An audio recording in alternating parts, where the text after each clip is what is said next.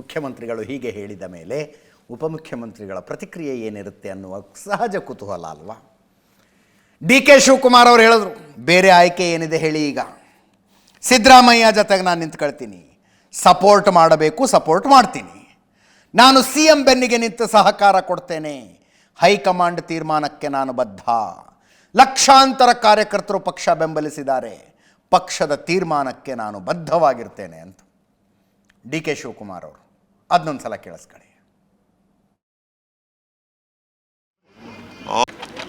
What option I have? I have to stand by him, I support him, and I don't have any objection to it. Whatever the party high command tells and whatever he desires, it will be fulfilled. I don't want to discuss anything. All lakhs of workers have supported this party. It is not only DK Shivakumar. D K Shivakumar ಅವರು ಯಾವ ಹೇಳಿಕೆಯನ್ನು ಕನ್ನಡದಲ್ಲಿ ಕೊಡ್ತಾರೆ, ಯಾವ ಹೇಳಿಕೆಯನ್ನು ಇಂಗ್ಲೀಷ್ನಲ್ಲಿ ಕೊಡ್ತಾರೆ ಅನ್ನುವುದು ಮತ್ತು ಅದರ ಉದ್ದೇಶ ಎರಡೂ ಕೂಡ ಪ್ರತ್ಯೇಕವಾಗಿರ್ತವೆ. ಈ ಹೇಳಿಕೆ ಯಾರಿಗೆ ತಲುಪಬೇಕು ಅನ್ನುವುದನ್ನು ಗಮನದಲ್ಲಿಟ್ಟುಕೊಂಡು ಹೇಳಿಕೆಯನ್ನು ಕೊಡ್ತಾರೆ ಅವರು. We have some understanding, I am waiting for that day ಅಂತ ರಾಷ್ಟ್ರೀಯ ಸುದ್ದಿವಾಹಿನಿಗೆ ಇಂಗ್ಲೀಷ್ನಲ್ಲಿ ಕೊಟ್ಟಂಥ ಸ್ಟೇಟ್ಮೆಂಟ್ ಆಗಿತ್ತು. ಯಾರಿಗೆ ನೆನಪಿಸಬೇಕು ಅದನ್ನು? ಯಾರಿಗೆ ನೆನಪಿಸಬೇಕು? ವಿ ಹ್ಯಾವ್ ಸಮ್ ಅಂಡರ್ಸ್ಟ್ಯಾಂಡಿಂಗ್ ಅಂತ ಅವರಿಗೆ ತಲುಪುವುದಕ್ಕೆ ಕೊಟ್ಟ ಹೇಳಿಕೆ ಇವತ್ತು ಇದು ಇಂಗ್ಲೀಷಲ್ಲೇ. ಮನೆ ಹತ್ರ ಒಂದು ಸಲ ಕನ್ನಡದಲ್ಲಿ ಮಾತಾಡಿದ್ದಾರೆ.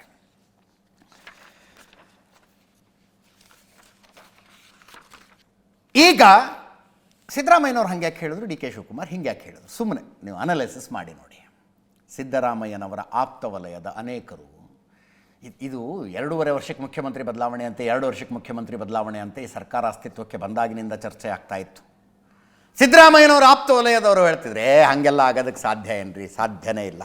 ಇಷ್ಟೆಲ್ಲ ಶಾಸಕರ ಬೆಂಬಲ ಇದೆ, ಹಂಗಿದೆ ಹಿಂಗಿದೆ, ಅಧಿಕಾರ ಹಸ್ತಾಂತರ ಅಂಥದ್ದು ಇಂಥದ್ದು ಏನೂ ಇಲ್ಲ ಅಂತ. ಯಾವಾಗ ಸಾರ್ವಜನಿಕ ವಲಯದಲ್ಲಿ ಚರ್ಚೆಗಳದು ಶುರುವಾದವಲ್ಲ, ಜೋರಾದವಲ್ಲ, ಇಲ್ಲ ಹೈಕಮಾಂಡ್ ಆದೇಶ ಕೊಟ್ಟಿದೆಯಂತೆ, ಅವತ್ತೇ ಡಿಸೈಡ್ ಆಗಿಬಿಟ್ಟಿದೆಯಂತೆ, ಚರ್ಚೆಗಳಾಗೋದಕ್ಕೆ ಶುರು ಮಾಡಿದಾಗ ಕೆಲವರು ಆಪ್ತರು ಮುಖ್ಯಮಂತ್ರಿಗಳ ಹತ್ರ ಭಾಳ ಖಾಸಗಿಯಾಗಿ ಕೇಳಿದ್ದಾರೆ, ಏನು ಸರ್ ಜನ ಹಿಂಗಂತಿದ್ದಾರೆ, ನಿಜಾನ? ಏನು ಮಾತುಕತೆ ಆಗಿದೆ ಹೇಳಿ? ಇವರೆಲ್ಲ ಹೋಗಿದ್ರಲ್ಲ ಸರ್ಕಾರ ಬಂದ ಮೇಲೆ, ಸಚಿವ ಸಂಪುಟ ಅಸ್ತಿತ್ವಕ್ಕೆ ಬರೋದಕ್ಕಿಂತ ಮುಂಚೆ ಏನಾಗಿದೆ ಹೇಳಿ, ಏನಾಗಿದೆ ಹೇಳಿ ಅಂದರೆ ಸಿದ್ದರಾಮಯ್ಯನವ್ರು ಹಿಂಗೆ ಅಂತ ಸ್ಪಷ್ಟವಾಗಿ ಹೇಳ್ತಿರ್ಲಿಲ್ವಂತೆ. ಸರ್ ನಾಯಕತ್ವ ಬದಲಾಗತ್ತಾ ಅಂದ್ರೆ ಅಂದ್ಬಿಡೋರು. ಅದು ಹ್ಞೂ ಅಂದಂಗೂ ಅಲ್ಲ, ಹ್ಞೂ ಅಂದಂಗೂ ಅಲ್ಲ. ಅವರ ಆಪ್ತ ವಲಯದಲ್ಲಿ ಒಂದು ತಳಮಳ ಶುರುವಾಗಿತ್ತು. ಇತ್ತೀಚೆಗೆ ಅವರೇ ಮಾತಾಡೋಕ್ಕೆ ಶುರು ಮಾಡಿದ್ರು, ಏನಾರು ಆಗ್ಬೋದಪ್ಪ ಅಂತ. ಅದರ ಜೊತೆಗೆ ಇಂಥದ್ದೊಂದು ಅನಿವಾರ್ಯ ಪರಿಸ್ಥಿತಿ ಬಂದರೆ ಸಿದ್ದರಾಮಯ್ಯನವರು ಕಾಲೂರಿ ನಿಂತು ಬಡ್ದಾಡ್ತಾರೆ. ಅದು ಹೆಂಗ್ರಿ ನಾನು ಕೆಳಗಿಳಿಲಿ, ಇಳಿಯೋದಿಲ್ಲ ಅಂತ ಹೇಳ್ತಾರೆ ಅನ್ನೋ ಕಾನ್ಫಿಡೆನ್ಸ್ ಹೋಗ್ಬಿಟ್ಟಿತ್ತು. ಅವರ ಆಪ್ತ ವಲಯದ ಶಾಸಕರಿಗೆ, ಸಚಿವರುಗಳಿಗೆ ಆ ಕಾನ್ಫಿಡೆನ್ಸ್ ಹೋಗಿತ್ತು. ಅದನ್ನು ಮತ್ತೆ ತುಂಬಬೇಕು. ನಾನಿದು ಶಸ್ತ್ರ ಇಳಿಸುವ ಪೈಕಿ ಅಲ್ಲ ಅನ್ನುವ ಕಾನ್ಫಿಡೆನ್ಸ್ ತುಂಬಬೇಕಾಗಿತ್ತು. ಅದಕ್ಕೆ 5 ವರ್ಷ ನಾನೇ ಇರ್ತೀನಿ, ಮುಂದಿನ 3 ವರ್ಷ ನನ್ನದೇ ಅಧಿಕಾರ ಅಂತ ಮಾಧ್ಯಮಗಳ ಎದುರು, ಮೈಕಿನ ಎದುರು ಹೇಳಿಕೆ ಕೊಟ್ಟಿದ್ದು ಮಾತ್ರ ಅಲ್ಲ, ಚೆಂದಾಗಿ ಗ್ರಾಫಿಕ್ ಟೆಕ್ಸ್ಟ್ ಹಾಕಿ ಟ್ವೀಟು ಮಾಡಿದ್ರು. ಡಿ ಕೆ ಶಿವಕುಮಾರ್ ಅವರು, ನೀವು ಅವ್ರ ಪರಿಸ್ಥಿತಿ ನೋಡಿ. ಇದನ್ನು ಬೆಣ್ಣೆಯಲ್ಲಿ ಕೂದಲು ತೆಗೆದಂಗೆ ತಗೋಬೇಕು. ಡಿ ಕೆ ಶಿವಕುಮಾರ್ ಗುದ್ದಾಡಿ ತಗೊಂಡ್ರೆ ಉಳಿಸಿಕೊಳ್ಳುವ ಅಧಿಕಾರ ಅಲ್ಲ ಇದು ಅಂತ ಗೊತ್ತು. ತುಂಬ ಅಸರ್ಟಿವ್ ಆಗಿ ನಾನು ಮುಖ್ಯಮಂತ್ರಿ ಸ್ಥಾನಕ್ಕೆ ಅರ್ಹ ಅನ್ನೋದನ್ನು ಹೈಕಮಾಂಡ್ ಮುಂದಿಟ್ಟಿದ್ದಾರೆ. ಹೈಕಮಾಂಡ್ ಏನೋ ಒಂದು ಭರವಸೆ ಕೊಟ್ಟು ಕಳಿಸಿದೆ ಅವರಿಗೆ. ಆ ಭರವಸೆ ಈಡೇರಿಸುವ ಕಾಲ ಈಗ ಬಂದಿದೆ. ಕಾಲ ಹತ್ತಿರಕ್ಕೆ ಬರ್ತಾ ಇದೆ. ಹೈಕಮಾಂಡ್ ತನ್ನ ನಡವಳಿಕೆಯಲ್ಲಿ ತೋರಿಸ್ತಾ ಇದೆ, D K Shivakumar we are with you ಅಂತ. ತನ್ನ ನಡವಳಿಕೆಯಲ್ಲಿ ಲಿಸ್ಟ್ ಹೇಳಿಬಿಟ್ಟಿದ್ದೀವಿ ಯಾವ್ಯಾವ ಸಂದರ್ಭದಲ್ಲಿ ಹೈಕಮಾಂಡ್ ಹೆಂಗೆ ನಡ್ಕಣ್ತು ಅಂತ. 2013ರಿಂದ 2018 ತನಕ ಸಿದ್ದರಾಮಯ್ಯನವರು ಮುಖ್ಯಮಂತ್ರಿ ಆಗಿದ್ದಾಗ ಹೈಕಮಾಂಡ್ ಯಾವತ್ತೂ ಹಿಂಗೆ ವರ್ತಿಸಲಿಲ್ಲ. ಈಗ ವರ್ತಿಸ್ತಾ ಇದೆ. ಒಂದು ವಿಷಯದಲ್ಲಿ ಸಿದ್ದರಾಮಯ್ಯನವರು ಡಿ ಕೆ ಶಿವಕುಮಾರ್ ಮಧ್ಯದಲ್ಲಿ ಭಿನ್ನಾಭಿಪ್ರಾಯ ಇದ್ದರೆ high command invariably D K Shivakumar ಪರವಾಗಿ ನಿಂತ್ಕೊಳ್ತಾ ಇದೆ. ಈಗಲೂ ಕೂಡ ಡಿ ಕೆ ಶಿವಕುಮಾರ್ಗೆ ಹೈಕಮಾಂಡಿಗೆ ಕೊಡಬೇಕಾಗಿರೋ ಮೆಸೇಜ್ ಅದು, ಐ ಆಮ್ ಯುವರ್ ಪರ್ಸನ್, ನನ್ನ ಹಿತಾಸಕ್ತಿಗೆ ಹೊಡೆತ ಕೊಡಬೇಡಿ ಅಂತ. ಅನ್ಡೌಟೆಡ್ಲಿ, ನಿಸ್ಸಂಶಯವಾಗಿ ಸಿದ್ದರಾಮಯ್ಯನವರು ಈಗ ರಾಜ್ಯ ರಾಜಕಾರಣದಲ್ಲಿರುವ ಅತಿ ದೊಡ್ಡ ಮಾಸ್ ಲೀಡರ್. ಅವರಿಗಿರುವ ಜನಪ್ರಿಯತೆ, ಅವರಿಗಿರುವ ಫಾಲೋಯಿಂಗು, ಅವರಿಗಿರುವ ವೋಟ್ ಬ್ಯಾಂಕ್, ಬೆಂಬಲಿಸಿ ನಿಲ್ಲುವ ವೋಟ್ ಬ್ಯಾಂಕ್ ರಾಜ್ಯದಲ್ಲಿ ಇನ್ನೊಬ್ಬ ನಾಯಕನಿಗೆ ಇಲ್ಲ. ಯಡಿಯೂರಪ್ಪನವರು, ದೇವೇಗೌಡರು ಆ ಎರಡು ಪಕ್ಷಗಳ ಮಾಸ್ ಲೀಡರ್ಗಳು. ಬಟ್ ರಾಜ್ಯ ರಾಜಕಾರಣದಿಂದ ಆ್ಯಕ್ಟಿವ್ ಪಾಲಿಟಿಕ್ಸಿನ ಸೈಡ್ ಹೋಗಿದ್ದಾರೆ ಅವರು. ಸಿದ್ದರಾಮಯ್ಯನವರಿಗೆ ಕಂಪೇರ್ ಮಾಡಬಲ್ಲಂಥ ಇನ್ನೊಬ್ಬ ನಾಯಕ ಈಗ ರಾಜ್ಯದಲ್ಲಿ ಇಲ್ಲ. ಅಂಥ ಸಿದ್ದರಾಮಯ್ಯನವರನ್ನು ಕೆಳಗಿಳಿಸಿ ಮುಖ್ಯಮಂತ್ರಿ ಸ್ಥಾನಕ್ಕೆ ಏರಬೇಕು ಅಂತ ಪ್ರಯತ್ನಿಸ್ತಾ ಇರುವ ಡಿ ಕೆ ಶಿವಕುಮಾರ್ ಕುಸ್ತಿ ಆಡಿ ತಗತೀನಿ ಅಧಿಕಾರ ಅಂದರೆ ಅದು ಆಗದಲ್ಲ, ಹೋಗದಲ್ಲ.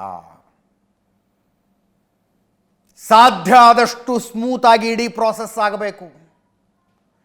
ಕಟ್ಟ ಕಡೆಯ ಕ್ಷಣದ ತನಕ ನಾನು ಸಿದ್ದರಾಮಯ್ಯನವ್ರನ್ನ ಬೆಂಬಲಿಸಿದೆ ಅನ್ನುವ ಸಂದೇಶವೇ ಹೋಗಬೇಕು. ಹೈಕಮಾಂಡ್ ತನ್ನ ಸಪೋರ್ಟ್ಗಿದೆ ಅಂತ ಏನೋ ಗುದ್ದಾಡಿ ಕುಸ್ತಿಯಾಡಿ ಅಧಿಕಾರವನ್ನು ತೆಗೆದುಕೊಂಡರೆ ಆ ಅಧಿಕಾರ ತುಂಬ ಕಾಲ ಉಳಿಯುವಂಥದ್ದಲ್ಲ ಅಂತ ಡಿ ಕೆ ಶಿವಕುಮಾರರಿಗೆ ಗೊತ್ತು. ಅದಕ್ಕೆ ಅವರು ಶಾಸಕರ ಬೆಂಬಲ, ಎಷ್ಟು ಜನ ಶಾಸಕರಿದ್ದಾರೆ ನಿಮ್ಮ ಜೊತೆಗೆ, ಏನು ಬೆಂಬಲ ಇದೆ ಅನ್ನೋ ಪ್ರಶ್ನೆ ಬಂದಾಗಲೆಲ್ಲ ಕಾಂಗ್ರೆಸ್ನಲ್ಲಿ ಹಾಗೆಲ್ಲ ಅಲ್ಲ ನಡೆಯೋದು ಅಂತಾರವರು. ಅಂದರೆ ಹೇಳಿಕೆ ಕೊಡುವಾಗಲ್ಲ, ಆಪ್ತ ವಲಯದ ಜೊತೆ ಹರಟೆ ಹೊಡೆಯುವಾಗ ನಾನು ಹೇಳೋದು, ಕಾಂಗ್ರೆಸ್ನಲ್ಲಿ ಹಾಗೆಲ್ಲ ಅಲ್ಲ. ಹೈಕಮಾಂಡ್ನಿಂದ ಸೂಚನೆ ಬರುತ್ತಪ್ಪ, ಡಿ ಕೆ ಶಿವಕುಮಾರನ ಶಾಸಕಾಂಗ ಪಕ್ಷದ ನಾಯಕರನ್ನಾಗಿ ಆರಿಸಬೇಕು ಅಂದರೆ ಶಾಸಕರು ಆರಿಸ್ಬೇಕಾಗತ್ತಷ್ಟೇ. ಆ ಸೂಚನೆಯನ್ನು ನಾವೆಲ್ಲ ಪಾಲಿಸ್ಕೊಂಡು ಬಂದಿಲ್ವಾ ಅಂತ ಹೇಳ್ತಾರೆ ಅವರು. ನಾವೆಲ್ಲ ಪಾಲಿಸ್ಕೊಂಡು ಬಂದಿಲ್ವಾ? ಅವರಿಗಿರೋ ಕಾನ್ಫಿಡೆನ್ಸ್ ಹೈಕಮಾಂಡ್. ಮತ್ತೆ ಮತ್ತೆ ಹೇಳ್ತಾರೆ ಅವರು, ಸೋನಿಯಾ ಗಾಂಧಿ ಬಗ್ಗೆ, ಗಾಂಧಿ ಕುಟುಂಬದ ಬಗ್ಗೆ ನನಗಿಂತ ರೆಸ್ಪೆಕ್ಟ್ ಇದೆ, ಹೈಕಮಾಂಡ್ ಈಸ್ ಫೈನಲ್. ಸಿದ್ದರಾಮಯ್ಯನವರ ಬೆಂಬಲಕ್ಕೆ ನಾನು ನಿಂತ್ಕೊಳ್ತೀನಿ ಕೊನೆಯ ಕ್ಷಣದ ತನಕ.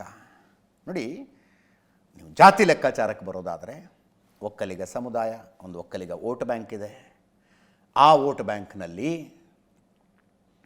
ಜೆ ಡಿ ಎಸ್ನ ಹವಾ ಜೋರಾಗಿದ್ದಾಗ 80% ವೋಟನ್ನು ಜೆ ಡಿ ಎಸ್ ತಗೊಳುತ್ತೆ, ಒಂದು 20% ಕಾಂಗ್ರೆಸ್ಸಿಗೆ ಬರುತ್ತೆ. ಕಳೆದ ಚುನಾವಣೆಯಲ್ಲಿ 60% ವೋಟ್ ಅಷ್ಟೇ ಜೆ ಡಿ ಎಸ್ಸಿಗೆ ಹೋಯಿತು, 40% ಕಾಂಗ್ರೆಸ್ಸಿಗೆ ಬಂತು ಅಂತ ಹೇಳಿದ್ರು. ಡಿ ಕೆ ಶಿವಕುಮಾರ್ ಅವರು ಪೆನ್ನು ಪೇಪರ್ ಕೊಡಿ, ಎಸ್ ಎಂ ಕೃಷ್ಣ ನಂತರ ಮತ್ತೊಬ್ಬ ಒಕ್ಕಲಿಗ ನಾಯಕನಿಗೆ ಈಗ ಅಧಿಕಾರ ಸಿಗುವಂಥ ಸಾಧ್ಯತೆ ಇದೆ ಅಂತ ಮಾತಾಡಿದ್ರಲ್ಲ, J D S vote bank ಬಂತು ಈ ಕಡೆ. ಆ ಕಾರಣಕ್ಕೆ ಜೆ ಡಿ ಎಸ್ 19 ಸ್ಥಾನಗಳಿಗೆ ಕುಸಿತು. ಬಿ ಜೆ ಪಿ ಜೊತೆಗೆ ಮೈತ್ರಿ ಮಾಡಿಕೊಳ್ಳುವ ಅನಿವಾರ್ಯ ಪರಿಸ್ಥಿತಿ ಸೃಷ್ಟಿಯಾಯಿತು. ಇಷ್ಟೆಲ್ಲ ಇದ್ದರೂ ಕೂಡ ಸಿದ್ದರಾಮಯ್ಯನವರನ್ನು ಬೆಂಬಲಿಸುವ ವೋಟ್ ಬ್ಯಾಂಕಿಗೆ, ಡಿ ಕೆ ಶಿವಕುಮಾರರನ್ನು ಬೆಂಬಲಿಸುವ ವೋಟ್ ಬ್ಯಾಂಕಿಗೆ ಹೋಲಿಕೆ ಮಾಡೋದಕ್ಕಾಗೋದಿಲ್ಲ. ಸಿದ್ದರಾಮಯ್ಯನವರದ್ದು ಹ್ಯೂಜ್ ವೋಟ್ ಬ್ಯಾಂಕ್ ಅದು. ಸಿದ್ದರಾಮಯ್ಯನವರನ್ನು ಅವರ ಮನಸ್ಸು ನೋಯಿಸಿ ಕೆಳಗಿಳಿಸಿ ಅಧಿಕಾರವನ್ನು ಡಿ ಕೆ ಶಿವಕುಮಾರ್ ಪಡೆದುಕೊಂಡ್ರು ಅನ್ನುವ ಹಣಪಟ್ಟಿ ಇದೆ ನೋಡಿ, ಆ ವೋಟ್ ಬ್ಯಾಂಕನ್ನು ಛಿದ್ರ ಮಾಡಿಬಿಡುತ್ತೆ. ವೋಟ್ ಬ್ಯಾಂಕ್ ಛಿದ್ರ ಆಗಿಬಿಡುತ್ತೆ. ಒಂದು ಸಲ ಮುಖ್ಯಮಂತ್ರಿ ಆಗಬೇಕಾಗಿತ್ತಪ್ಪ, ಆಗಿಬಿಟ್ಟೆ, 2028ರ ಚುನಾವಣೆ ದೇವ್ರು ಹಚ್ಚದಂಗೆ ಆಗಲಿ, ಹಂಗಾಗೋದಿಲ್ಲ. ಡಿ ಕೆ ಶಿವಕುಮಾರ್ ಅವರು ಬಯಸಿದಂತೆ ನಡೆದದ್ದೇ ಆದರೆ 2028ರಲ್ಲಿ ಕಾಂಗ್ರೆಸ್ಸನ್ನು ದಡ ಸೇರಿಸುವ ಜವಾಬ್ದಾರಿ ಸಂಪೂರ್ಣವಾಗಿ ಅವ್ರದ್ದಾಗಿರುತ್ತೆ, ಸಂಪೂರ್ಣವಾಗಿ ಅವ್ರದ್ದು. 23ರಲ್ಲಿ ಜೋಡೆತ್ತಿನ ರೀತಿಯಲ್ಲಿ ಹೋದ್ರಲ್ಲ, ಹಂಗಿರೋದಿಲ್ಲ ಅದು. ಅದು ಕಾಳಜಿ ಡಿ ಕೆ ಶಿವಕುಮಾರದ್ದು. ಗ್ಲಾಸನ್ನು ಒಡೆಯದೆ ಕಪಾಟಿನೊಳಗಿರೋದನ್ನು ತಗೋಬೇಕು, ನೀಟಾಗಿ ಬಾಗಿಲು ಓಪನ್ ಮಾಡಿ ಡೋರ್ ತೆಗೆದು ಆ ರೀತಿ ತಗೋಬೇಕು ಅದನ್ನು. ಅದಕ್ಕಾಗಿ ಮತ್ತೆ ಮತ್ತೆ ನಿಷ್ಠೆಯ ಬೆಂಬಲದ ಹೇಳಿಕೆಗಳನ್ನು ಡಿ ಕೆ ಶಿವಕುಮಾರ್ ಕೊಡ್ತಾರೆ.